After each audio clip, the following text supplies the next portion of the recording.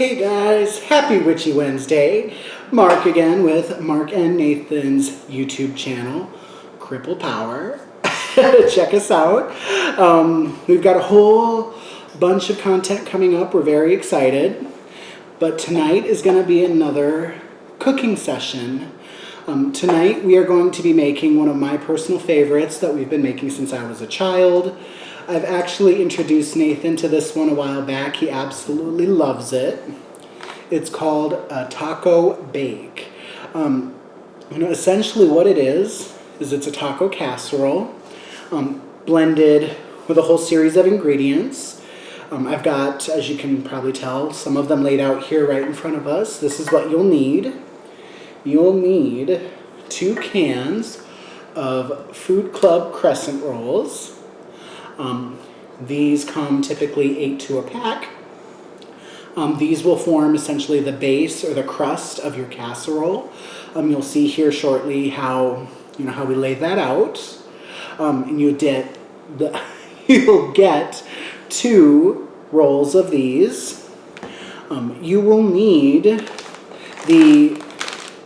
I like to use the Bourdain thick cut cheddar cheese. I usually use anywhere between 2 and 3 bags of the cheese in this particular dish, depending on the size of the pan I'm cooking it in, because I absolutely love my cheese.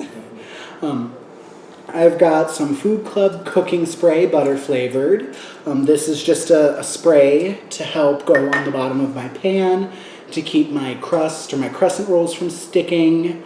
I've got the butter flavor just because as this cooks into the bottom half of the crescent rolls that have come into contact with my plate or my cooking dish, that butter flavor helps it with the taste a little more fresh as opposed to just some bland kind of thing like you'd get with regular cooking oils that come unflavored.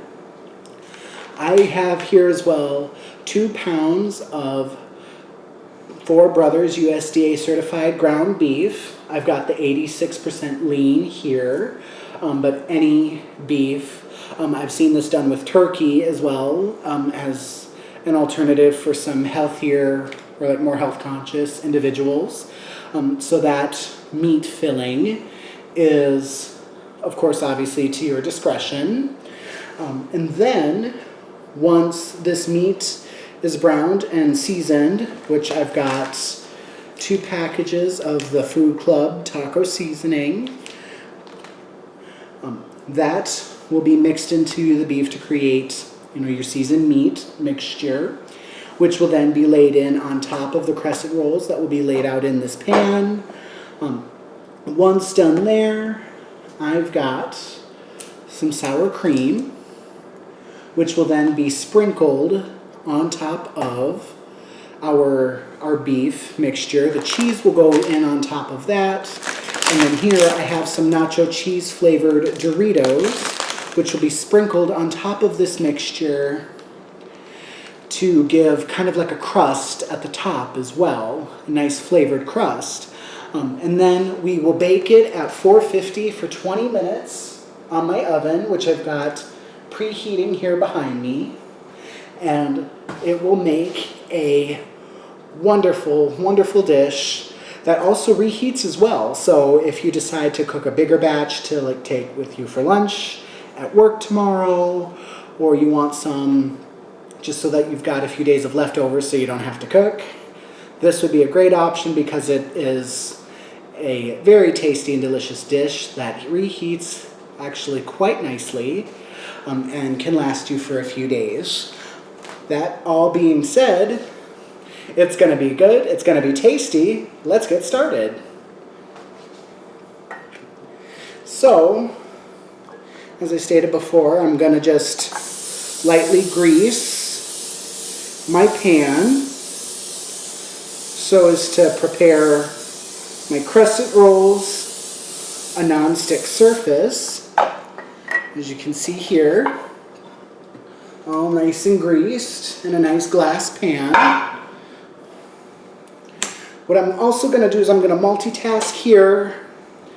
I just got myself a larger kitchen knife, With it, I'm just going to cut open my beef by just cutting it in half to place on the stove.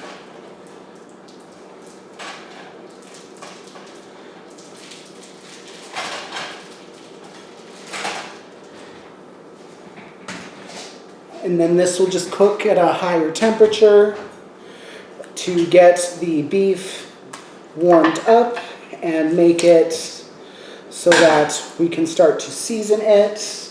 I am going to put it, at least to start, on the stove on high. So I'll just start here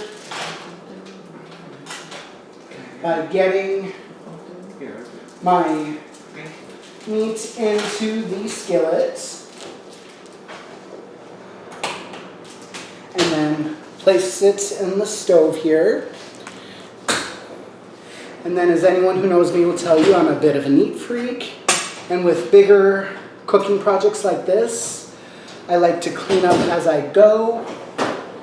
So I'm going to get dishes and trash as I finish with them put away as well.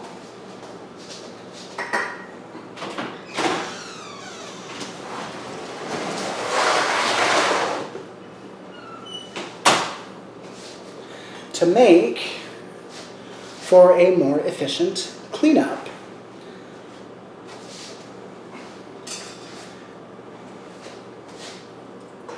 So now I've got my beef browning on the stove. I got one of these meat tenderizers a while back for about, I think, $10 on Amazon. I absolutely love it because it helps make the process of grinding your meat a little bit easier and allows for you to bunch it up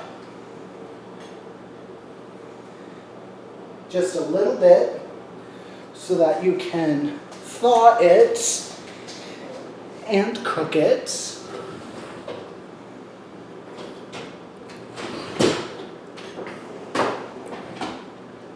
And voila. Now all that's left to do is wait for the stove to heat up so I can continue grinding my beef and getting it browned up.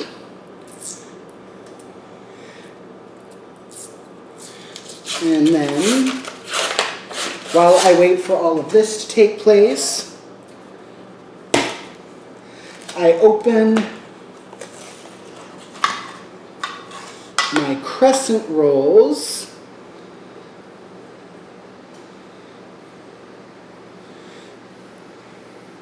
And as gently as possible, just unfurl them.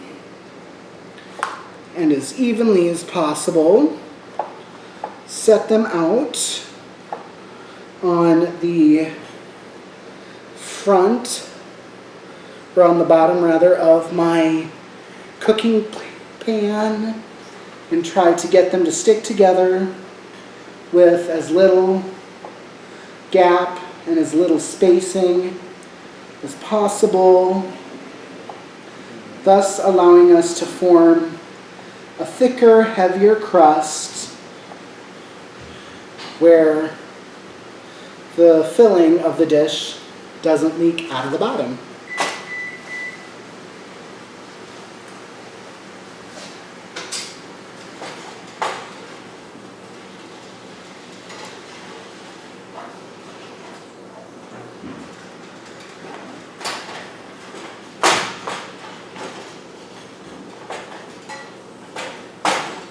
And so I'm just here chopping my beef a little bit more and kind of mixing it in and stirring it up.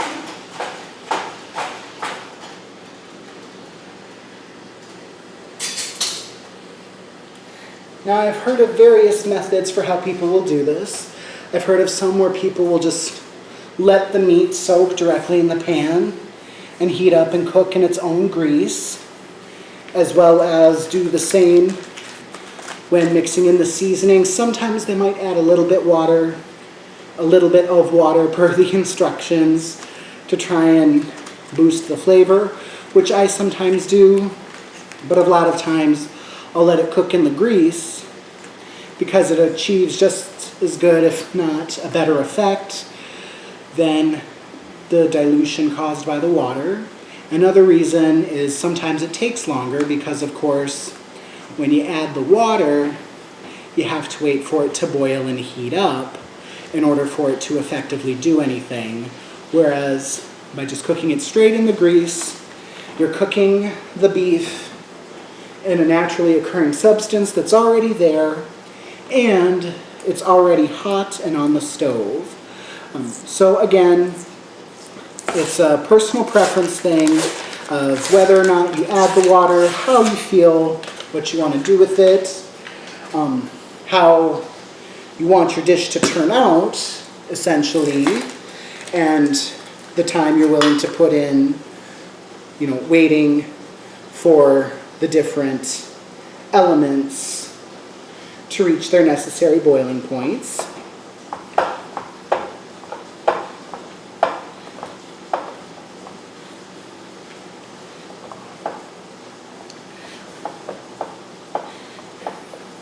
And so here I am. I just opened up my second jar of crescent rolls and am currently unfurling that, starting on the thinner side of my crust so as to again make it a little bit heavier, make it a little bit thicker,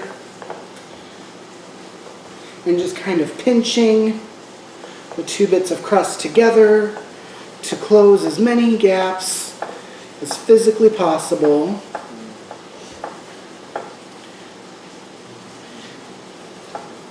And put them down on the plate like so. And so now here we are. The next little bit is done here, and my crust is ready to go. The beep you probably just heard was my oven. I had that heating up to 450 as we had discussed while we were preparing everything. So now my oven is ready to receive the casserole when everything's finally all put together. Again, just another efficiency thing I always start out with as essentially a time saver, so that way when my casserole is ready, I can just slide it in the oven, finish the last of any cleanup that isn't already done, because then all that's left to do is take it out to let it cool and then serve up and enjoy.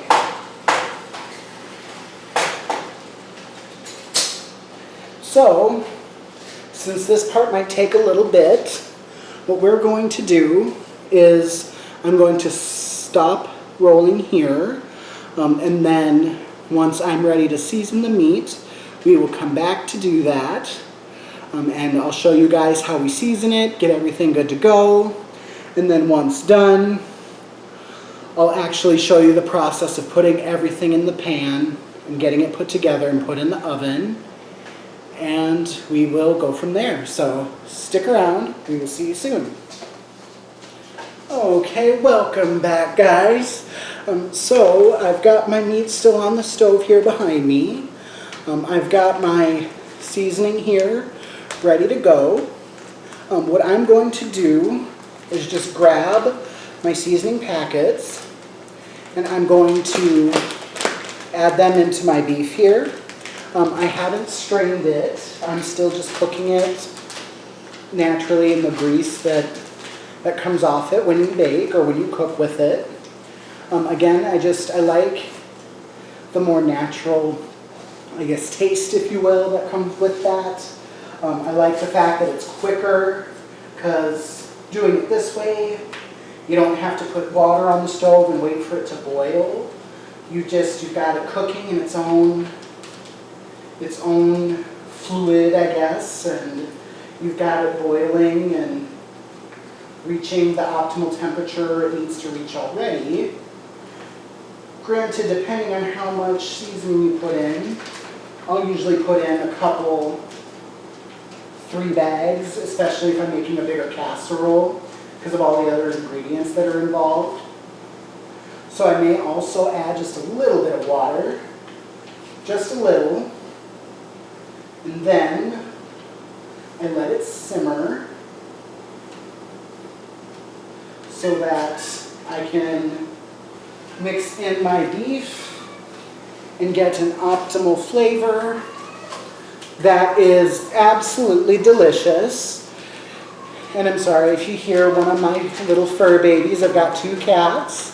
One of them is very talkative today. You may hear her in the background. And for that I apologize. But yes. So now I've added my seasoning. And I will add probably about 2/3 of a cup of water and get this mixed in, let everything simmer, and we will get on with our next step.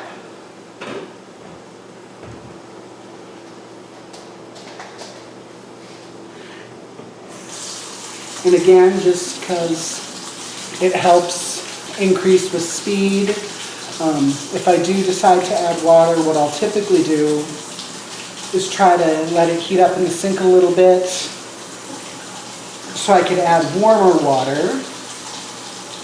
Again, a time thing.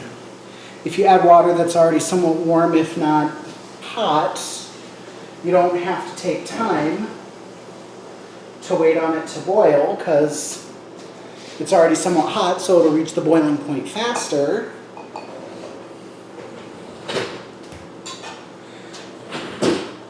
And yes, my dirty dishes, as I finish with them, are going in my dishwasher. Absolutely love it.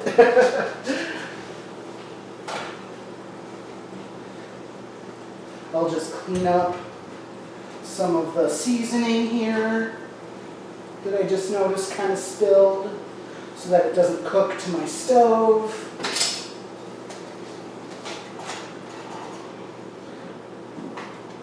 And now, we just mix our beef around.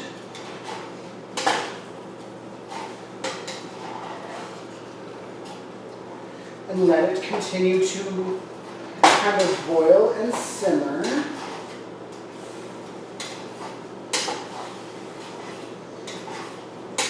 Like so.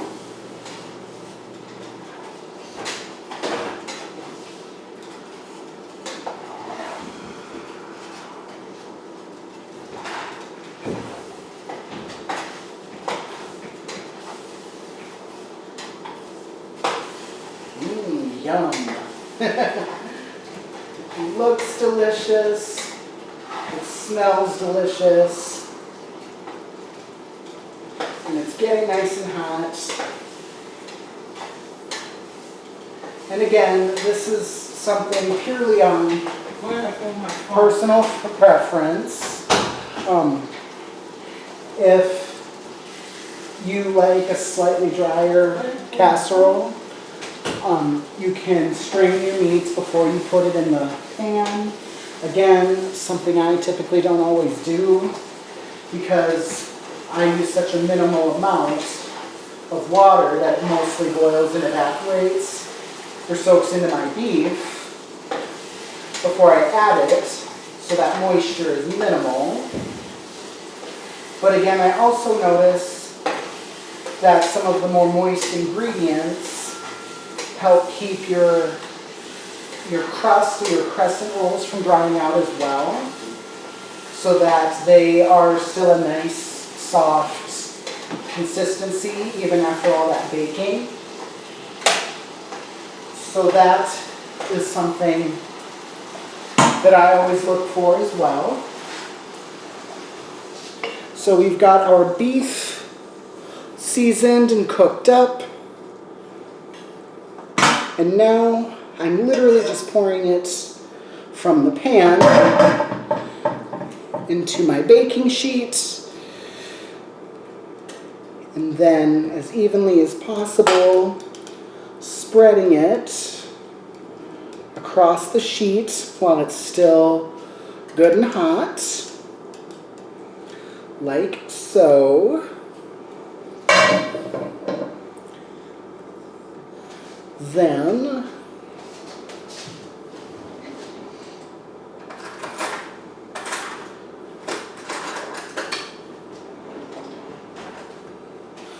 we'll grab us a spoon and some sour cream, and you'll see tons of sour cream in my taco bake dish because sour cream is just, it's practically a food group for me. I love it in certain dishes and just can never get enough, which is why you also see all this cheese as well. Anyone who knows me will tell you I'm a total cheesehead. But yeah, it's a very simple process here of just throwing in your sour cream,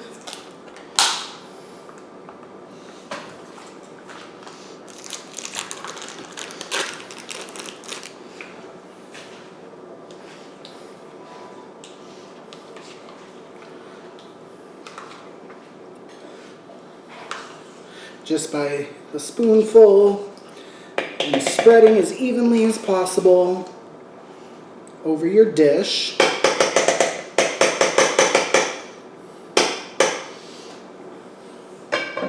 And I would say that is sufficient.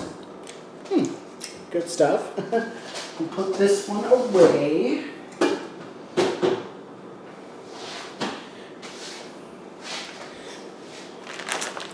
And now, our next step,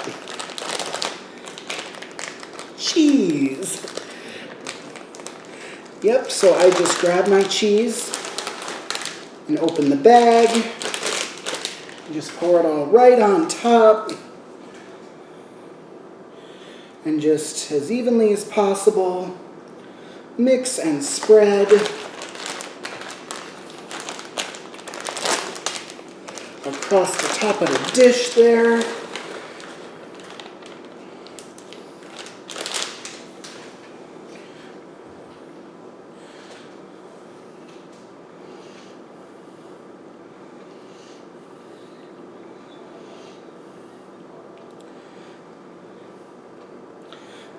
Perfect.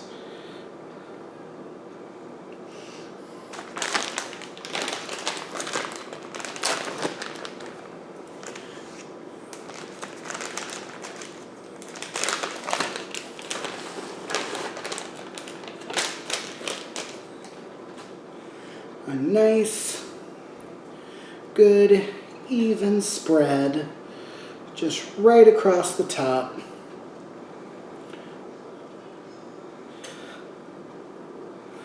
And is just absolutely perfect.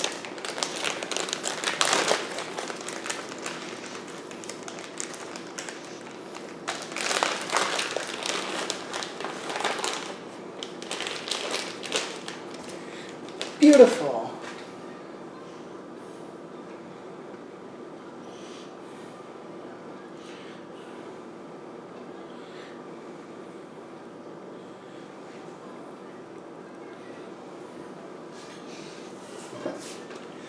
Okay, and now we are ready for the final step in the assembly process.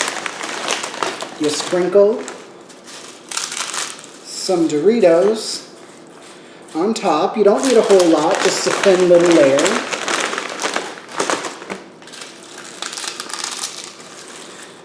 And sometimes I do, to help with the spread, I'll kind of crush them up.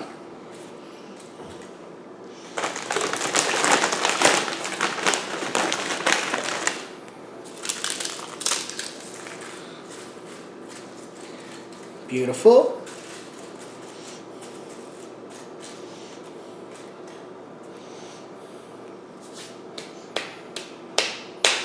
And done. All that's left to do is put this in the oven where it will sit at 450 for about 15 to 20 minutes or so, giving everything a chance to kind of bond and melt together. And then, of course, cooking the crescent rolls, which make up our crest there at the bottom. And we are done. And we will be back when it is out of the oven and ready for our first taste test. It's going to be really delicious. We will see you guys then. Stick around. I am Nathan, here to taste test Chef Mark's cooking. Yes, hello. Sorry I had to set up our little setup here, but it's Mark. Hello, we are here. Yep, we just made our taco bake, one of our personal favorites, and it's all cooled off, it's off the stove, ready to go, and now... Guinea pigs first. Yep, you're here to join us for that first bite. Here we go. Here we go, what do you think?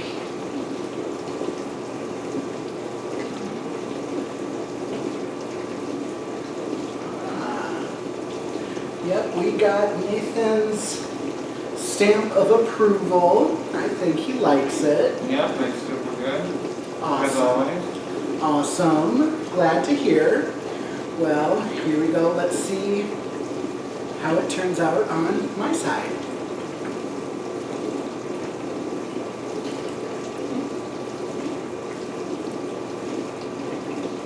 Wonderful. Absolute perfection. As always, just like Nathan said. So that concludes our video for Taco Bake. The ingredients for what you'll need and a basic outline of the instructions discussed earlier in the video will be left in the description down below. Feel free to like, share, and subscribe. Share with your friends and put the word out to support the channel. We'll have plenty of content for you in the coming days and weeks as we finally kind of get things moving and get on the road with it. So it is going to be really fun, and I'm excited to see how things take off. Yeah, it'll be super good too. You know. Yeah. Yeah, you always seem to like what I make, which I find a positive sign. So I hope you guys try it and you like it too. And we will see you in the next video. Yep, see you guys later. Take care.